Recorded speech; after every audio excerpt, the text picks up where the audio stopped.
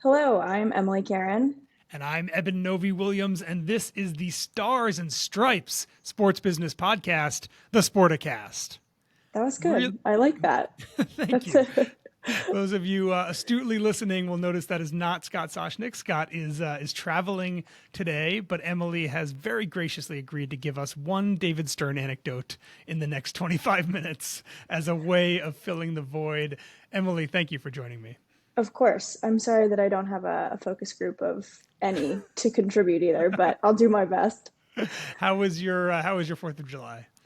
Fourth of July was good. It's very hot on the East Coast right now and a little swampy, but I can't complain. How was I yours? have, and this is the third straight year. I think this is a COVID thing where so many neighborhoods in New York City, just the amateur firework displays are off the chain. So we had our neighborhood was exploding well past midnight on Tuesday night. But I had a good 4th of July. And since we're talking about the birth of the nation, it's an easy transition to talk about one of America's most beloved and most successful national teams. The U.S. women's national soccer team, Emily, is gearing up to start play in the Women's World Cup down in Australia and New Zealand, starting in a few weeks, I think, in 2 or 3 weeks. Yeah, the Um, 20th.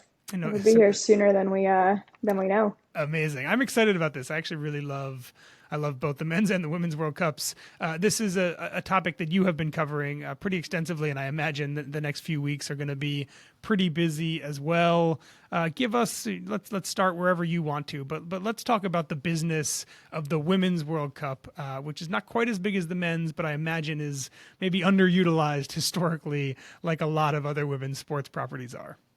Yeah, I think that's exactly right. It's going to be a really interesting year from a business perspective, right? This is the first year that FIFA has kind of separated out the women's tournaments commercial rights from the men's. No longer selling their TV rights in a package deal with the men's World Cup, and thinking about just kind of how to maximize the value there a little bit differently. If you look at the last kind of round of World Cups, the Women's World Cup in 2019 did about 30% of the viewership that the Men's World Cup did, which I think is a bigger number than people probably expect. Agreed. FIFA kind of used that as a benchmark to figure out how much they want to ask for some of these media rights and the commercial value of some of the deals they're doing.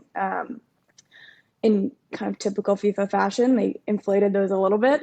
So I think they were at one point touting like they had 50% of the audience. And I'm sure if you kind of include social and digital and all the other places that FIFA uses to reach soccer fans around the world, you may have gotten there. But just strictly from a TV perspective, it was about 30%. So I think one of the interesting things is kind of going to be keeping an eye on what that television audience in the key markets looks like. Right, one of the big storylines we saw coming out a few months ago was FIFA was asking for more from their European partners than what they were offering, Yeah, and they can you kind dive of into that? Gianni Infantino, the president of FIFA, very sternly oh yeah. chastised the European, a collection of European TV networks and media partners for what he said was, I don't remember the exact wording, but he made it clear that the offers they were making to broadcast this Women's World Cup were woefully under what he thought these rights were worth. It's pretty rare for someone who is looking for money from partners to also very publicly reprimand them for not offering him enough. Yeah, it was a really interesting situation, and honestly, kind of a risky move on FIFA's part. Is basically they came out and said, like, if you're not going to pay us what we think these are worth, like, we're just not going to do a deal. Hmm. They essentially said, we're not going to take a deal that's less than what we've decided these rights are worth, and instead, we will just use our own FIFA streaming platform and broadcast them digitally and figure out other ways to make this work. Obviously, the reach there is probably significantly less than if you're partnering with kind of the national networks in these major countries. And you're not talking about small countries here. You're talking about kind of five big European markets, including England, France, countries that have teams that are poised to do or expected to do well in the tournament. So it's definitely not a threat that was made without risk there. But the numbers that they were talking about were anywhere from that they were being offered from these partners. FIFA said was anywhere from kind of 1/20th to like 1/100th of what they paid for the men's tournament Hmm. rights. So they were like not even in the ballpark of 25% of what we paid or 30% of what we paid or even 15. So it was a pretty clear line in the sand that FIFA drew. sounds like it paid off. They haven't, there's not been a ton released about the deals that they actually struck, but they did very recently finally come to agreements there, that presumably are worth more than what the initial offers were made for. So I think now having to kind of deliver an audience comparable with the money that they demanded is probably the next big step there, is to kind of keep elevating or climbing up the ladder, if you will, in terms of looking at what kind of your next set of rights can get. Yeah, having this event blacked out across Europe feels like a very bad, would have been a very Horrible. bad result. Even if I maybe do even commend FIFA for taking a stand against what it felt like was an undervalued property, but it is interesting that has resolved itself. Going back to what you said at the beginning, what is the motivation? Is it a business motivation? Is it public pressure? What led FIFA to, after decades of selling the women's rights as a piece of a bigger contract that involves the men's rights, what led them to say, okay, you know what, we're actually going to start spinning this off. We're going to do some of our own sponsorship deals. We're going to do some of our own media deals. What led to that decision? Yeah, I think it's something that I know you and I have written about in other sports as well, right? If you think about NCAA is looking at this a little bit too, Totally. is just Yeah. realizing that that bundling may not necessarily be the right way to maximize value of your assets, but also be that in bundling, it kind of becomes tricky to attribute value, right? Some of these organizations struggle to attribute the right amount of money to different assets when they're all kind of packaged up in these big deals. Um, so I think part of it is, there's obviously public pressure from FIFA. FIFA does not necessarily have the greatest track record in terms of what it's done for the women's game, or there have been, several instances where questionable partnerships have been made, or things that don't necessarily support women or women around the world. So I think part of it, yes, is obviously responding to public pressure to invest more in the women's game and to kind of try to get it to the same level as the men's World Cup, which obviously FIFA, that's like their crown jewel in terms of revenue and reach. Um, but then I think another part of it is just, like I said, realizing that there's maybe more value that they can extract from doing it this way, right? There are sponsors and partners that you may not rope into a bigger World Cup package that you can entice to partner with you for this Women's World Cup, which is probably a little bit lower of a price point. But also, when you're only partnering with one asset instead of two, obviously it's not going to cost you as much as if you have to sponsor both the men's and women's World Cups as one lump sum. That seems like the big one to me, and we see this in a lot of other sports. The lowering the price point obviously means more companies are able to bid on the FIFA Men's World Cup sponsorships are among the most, if not the most expensive sports Oh, sponsorships that yeah. you can sign globally. And there are a lot of companies, I'm sure, that would love to be involved in the World Cup in some capacity that are never going to have the ability to pay that. But also a lot of companies, and NWSL I think has done a really good job, and you've covered this at Sportico, Emily, of finding companies for whom partnering specifically with women's sports just better aligns with either their product or their public image, whatever it is. That there are companies out there for whom, even price aside, partnering on the women's game is actually maybe even more enticing or more appealing to them than partnering on the men's side. Yeah, I think, you mentioned NWSL, and like Shady Grove Fertility is the perfect example of that, Mm. right? Like Shady Grove has done, I think it's three, if not four deals with women's sports teams in the last 3 months alone. From a regional and from a national perspective, of realizing that like there is a medical category there that hadn't even existed before, that they can open up a new category that pertains particularly to this audience, but also to the players who are involved here. And so I think it's a lot of that, like you said, where there are just, that's a product fit that doesn't exist in, sponsoring the men's World Cup. I'm glad you mentioned the NCAA because it triggered something in my mind as well. I think folks who listen to the show know, because Scott and I have talked about it before. But outside of the men's basketball tournament, all of the NCAA postseason tournaments are all packaged into one ESPN deal. And there's been a lot of talk about spinning the women's basketball tournament, which is the most valuable of those other events, out of that package. And it seems like the NCAA could very well go that route in the future.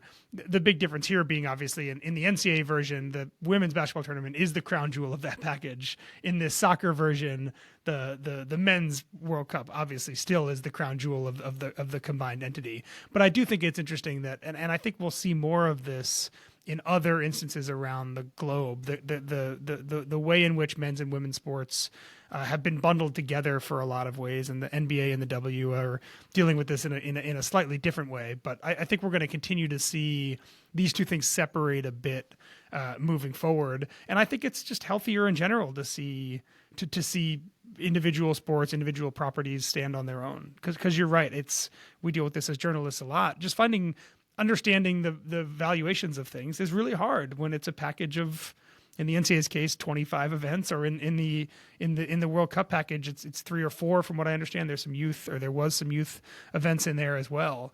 I think you get a better understanding of what exactly something is worth when you spin it off on your own, and that could be good or that could be bad depending on, I guess, what we learn over the next few World Cup cycles. Yeah, and I mean, at the very least, though, good or bad, right? Like you get a better understanding of the market value of these properties, which I think is something that has been absent in women's sports across the board for a long time.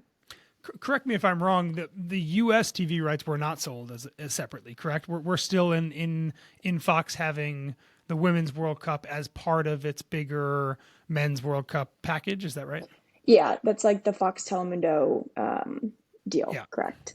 Got it. Okay. So at some point in the U.S., the U.S. broadcasters will also deal with this thing, which is the idea of kind of deciding how much the women's game is worth, and we'll see. I'm actually fascinated to see in the future in the U.S. where we can add what the men's rights cost and what the women's right cost, and compare that to roughly what the bundle was getting in years prior. I'm actually really curious to see what that looks like. Another metric beyond the sponsorships that seems to be going really well, Emily. Ticket sales, from what I've read, it sounds like they've already outsold the event 4 years ago, which was in France. That also seems like a really good indicator of commercial things on the upswing here for the Women's World Cup. Yeah, absolutely. I think the one metric that I saw floating around this week a lot was the Matildas, their opener. So obviously Australia is one of the host countries. Their opening match against, I think it's Ireland, they actually had to move stadiums because the first stadium it was scheduled to play in had like a 42,000 fan capacity. That's too They, small. Yeah. first of all, shouldn't have been I could scheduled have there told them yet that. Yeah. to begin with. But they are now playing at an 80,000 person stadium in Sydney and it's sold out. I think you are definitely seeing kind of interest right. We're talking about like a group stage here. You're not talking about like the final or even the semifinals. And so I think that's a really good sign. One of the interesting things though is that the split in terms of ticket sales between Australia and New Zealand super skewed toward Australia. I think, obviously New Zealand is a smaller country, You but mean they for are buyers or for games in those countries? for buyers. The games are For pretty evenly buyers. split Okay. between the group stages. I think there are maybe I had this in my notes. I was actually going through the entire where every team is going for every stage and who's going the most places. But yeah, they are. So there are 6 venues in Australia, 4 in New Zealand. But in terms of ticket sales, I think it's something like 80% of the tickets sold for the event have been sold for matches in Australia. So obviously there's still a little bit of time to go, but I think that was probably a bigger divide than what was expected, right? I don't think anyone was thinking this was going to be a 50-50 split, but 80-20 is a pretty big gap. I would think weather has something to do there. I would assume the weather in the winter, dead of winter in New Zealand is quite a bit worse than it is in Australia. But these fans should also understand that there's less poisonous spiders, there's less poisonous snakes. There's like all these reasons why I You think should be FIFA's new a lot the of people, new spokesperson for honestly, their sales. if you gave me an option, all things considered, of going to Australia or going to New Zealand, I'm going to New Zealand 10 times out of 10 for all these other ancillary critter specific reasons. Also, So New Zealand is a smaller country and the venues are closer together. So in theory, if you want to go to see matches at a number of different venues hosting them, or you want to go see different groups and different teams playing, easier to do there logistically. I think we're onto something here, Emily. I think we can. I Yeah. think we should shift the ticket sales strategy a little bit to focus more on the snakes and the spiders. Another thing I want to get to here. You and our colleague Asla wrote a really interesting story a couple weeks ago about the payouts for the athletes and the governing bodies that are taking part in the Women's World Cup. FIFA has very ceremoniously and very publicly talked about raising the amount of money that it is giving to the athletes that are participating in this event, way more than women have made for the World Cup in the past. A little bit less public about how exactly that money is going to be distributed. What can you tell us about the payouts that athletes are getting at the World Cup this year relative to years past? It's really interesting because I feel like this is a story that like you would never even have to think about in men's sports or talking about like the men's World Cup, is the fact that there were, as of 2019 and even as of kind of other events, global soccer events that have happened since, there are a number of women's teams and players that don't have contracts or don't have like collective bargaining agreements and who don't have stipulations that they are paid. So there were teams that participated in the 2019 World Cup who their players never made a dime off of their participation and their talent and whatever else. There were players who were severely underpaid, players who were not paid at all. And so what FIFA did this year, what you alluded to, is recognizing that that's a problem that they publicly at least need to be a participant in solving. They kind of really uniquely split the prize pool up so that, you know, X amount is going to go to the players based on how far their team advances, and X will go to the federations. And so the countries actually still get money from doing this. But the problem is, hold on, just to interrupt real quick. So FIFA is essentially saying we don't trust our members to correct. give this money to the women that have earned it. And as a result, we are now trying to go around our own membership to make sure that the women get the money that they've earned. Is that the right way to think about that? Except the fact that in theory, yes, but these federations will still be given a check from FIFA, right? All the money is still going to be funneled through the federations. FIFA is basically then saying to the federations, we're giving you X amount of money for your participation based on how far you guys advanced in the tournament. Now this percentage is owed to your players, and here's how much each of them is owed. But there's no actual enforcement mechanism in place for that, right? Unless FIFA goes through like direct deposit payments to the players, they're still in theory trusting the countries that they are paying to do the rest of the delegating for them. And that's where I think there's a lot of skepticism on how this will actually be implemented, right? Because if you're giving some of these federations that have notoriously had issues with paying their players all of it and just saying like, in good faith, we trust you, like make these payments, you actually have no power in enforcing that.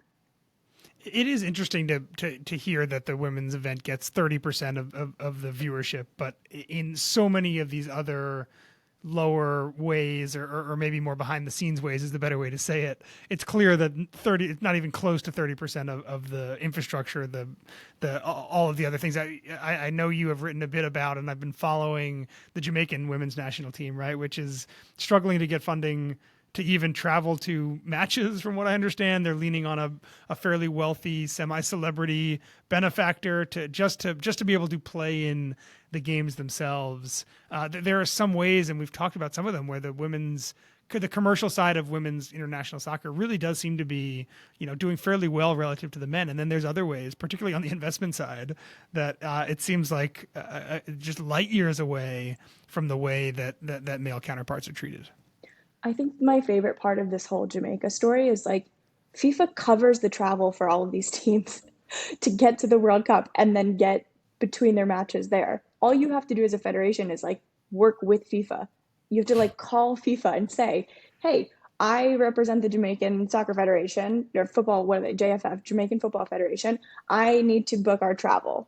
Like, how do we do that? What steps are taken? And like, it's just missing pieces like that just haven't happened. And so now they're scrambling to, crowd fund money to get them there because they've missed the FIFA windows in terms of booking and whatever else. So and I think this is one of the things that I keep coming back to in this, right, is like, this is the first time this is going to be an expanded 32 team field for the Women's World Cup.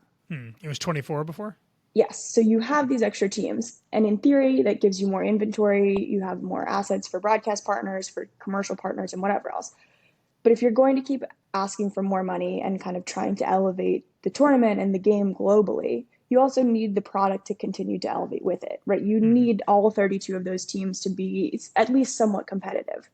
Not saying that they're all going to be on an equal playing field, but like you can't have teams that are going to get absolutely trounced, right? That does not help your television product and your sales pitch. But FIFA's problem, right, is then FIFA doesn't actually have control over how much each of those federations is or is not investing in their players. So in theory, you have these teams like Jamaica who, some of their players are playing in the NWSL, some are playing in the WSL, right? They're playing during the year in other leagues.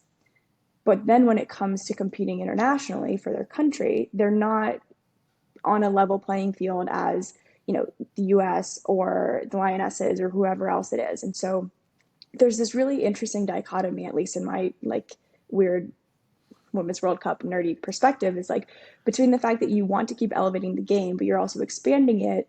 And there's no way to make sure that all of the teams and countries that are represented are actually also striving for the same mission. Yeah, I remember, I think it was Thailand, but there was a team the U.S. beat last year in the group stage 12-0, maybe 9-0, something like Right. that.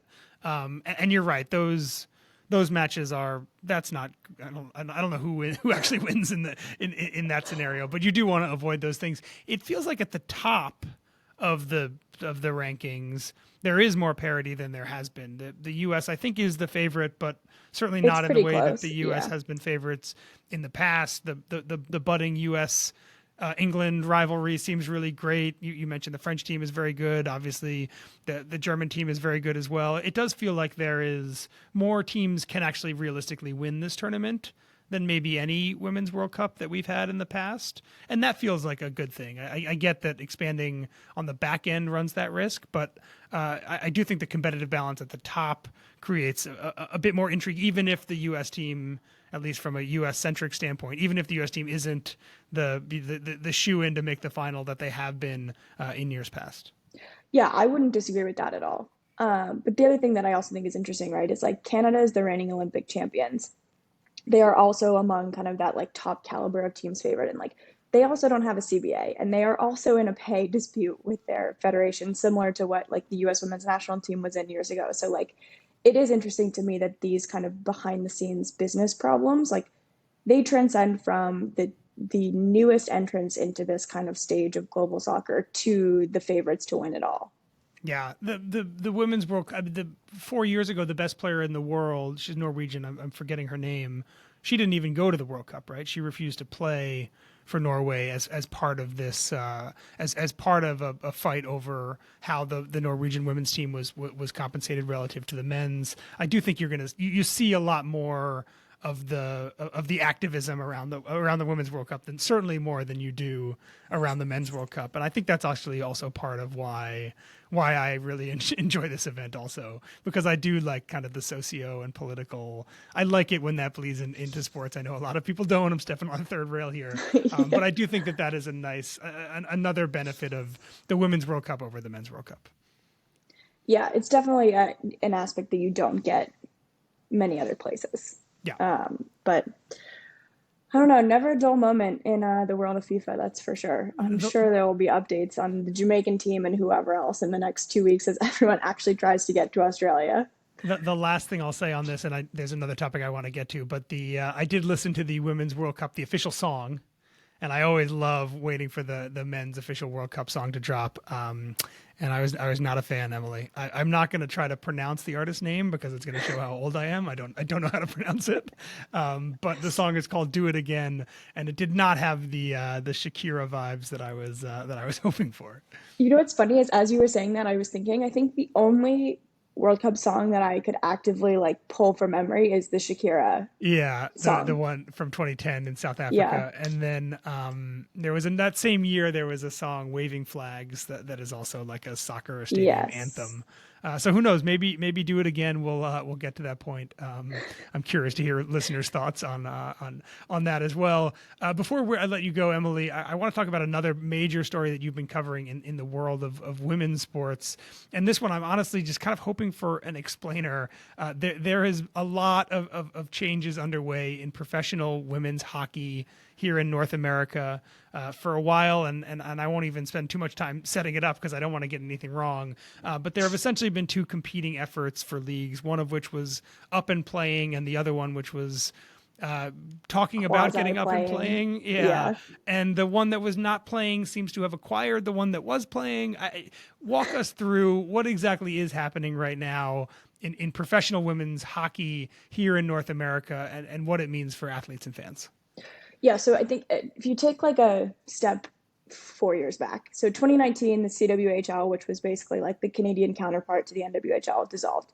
They were essentially only paying players stipends. It was like actually not a great situation for in terms of like a pro athlete experience, even compared to like the early days of the WNBA or NWSL. Like it was a very different ballpark that they were playing in. And so after the CWHL dissolved, most of the kind of Canadian national team and US national team players, so like the best players in both countries said like we're done. Like we're not doing this until this is sustainable and we can build something that actually works for players. And so that's how the PWHPA, which is a horribly hard acronym to get used to at the beginning, that's how they were formed. And they Okay. basically, like you said, been playing like exhibition games, kind of doing like a tour circuit, if you will, since then. Last year, they partnered with kind of Billie Jean King, her investment enterprises group, and then the Mark Walter group. And so they initially partnered with them in with the goal of actually launching a league. People thought it was going to be just PWHPA league, like arriving. And the concern was obviously the NWHL still existed. It had rebranded to the PHF, but like how much room was there for two competing leagues in women's hockey? Hmm. People didn't think there was a whole ton. And so what ended up happening, people kind of, I think the expectation was that they would compete for a year or two and then it would become pretty clear pretty early on like who was winning this kind of battle, if you will. Instead, Mark Walter was like, let's just preempt all of that. And he essentially acquired the PHF, but they're not going to, just assume them under the PWHPA umbrella, which I think is where things get tricky, is they're actually just going to launch an entirely new league, but it basically is the PWHPA with an absorbed PHF because the folks who are on the board are all folks who were PWHPA back rows from Billie Jean King, Alana Kloss, Jen Katzen. There obviously, some Dodgers folks there. And Hmm. then the CBA that they will be using is the PWHPA negotiated CBA, which actually is huge in its own right because this will be the first women's sports league to launch with the CBA from the start. Hmm. Sets minimum salaries at 35,000, maximum are at 80,000. I don't even know if it's not really like a hard maximum. That's like kind of just where the top ranks will go. They also, now they'll have benefits, 401k, maternity leave, access to healthcare, just things that didn't exist in leagues or weren't really offered to players before. Yeah. Um, but it's the more interesting thing to me was like the day that this deal was announced, the PHF basically just ceased to exist. And I think at first the way this was presented was that both leagues were backing the formation of this new league and some of the PHF assets would be thrown in the mix. Doesn't really seem like that's what's going to happen. Most of all of the PHF owners are kind of out. They are just no longer part of this new entity. Commissioner Reagan Carey will probably have a role in some capacity, probably not as commissioner, but one of their leaders. And then the PHF athletes were not really involved in this process whatsoever, but their contracts were essentially like voided the day that this deal happened without them knowing. So as an outside observer, it feels kind of sad to me that the league that seemed to do more to actually try to make this thing work in the U.S. is the one that kind of seems to be. Am I wrong in saying that the PHF seems to be losing in this? Yeah, That PHF is that definitely feels losing like in this. karmically unfortunate in my opinion. Yeah, I would agree. I think you'll definitely see, right? They're going to launch in six. This new league's going to launch in six cities, three in the U.S. and three in Canada. I would assume some of the elite markets where PHF had some of its strongest franchises, Boston, Toronto, Montreal, like have to be in the mix.